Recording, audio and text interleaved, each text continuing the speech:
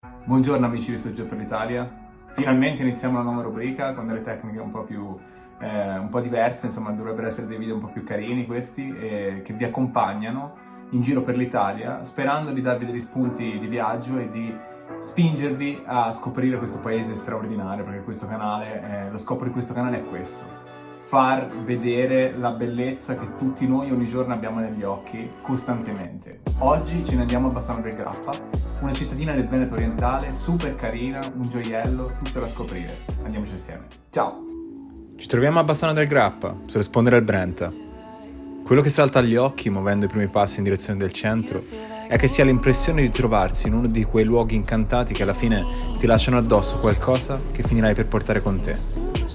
Siamo nel Veneto orientale, alle pendici del massiccio del Grappa, che ha visto alcune tra le pagine più sanguinose e importanti della storia italiana della Prima Guerra Mondiale.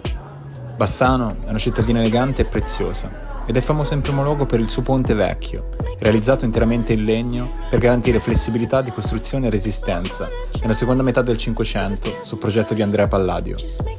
Dal 1928 il ponte è dedicato agli alpini, in memoria delle migliaia di soldati che durante la Prima Guerra Mondiale lo utilizzavano per salire verso l'altopiano dei 7 comuni.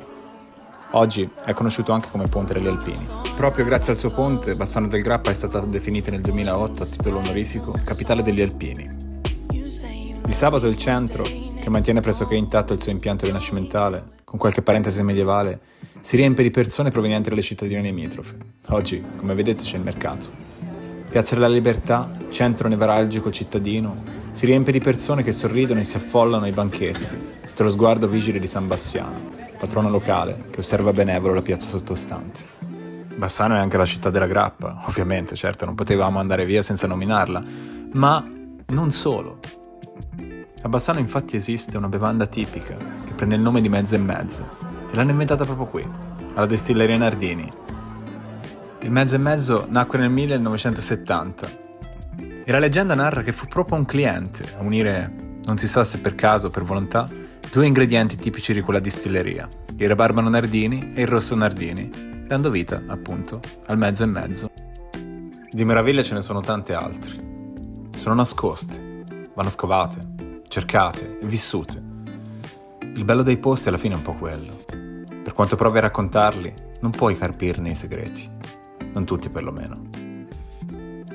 Se potessi, rimarrei a specchiarmi nelle acque del fiume un altro po', ma la giornata volge al termine e il nostro viaggio alla scoperta di Bassano finisce qui, sulle sponde del Brenta, dove era in qualche modo iniziato.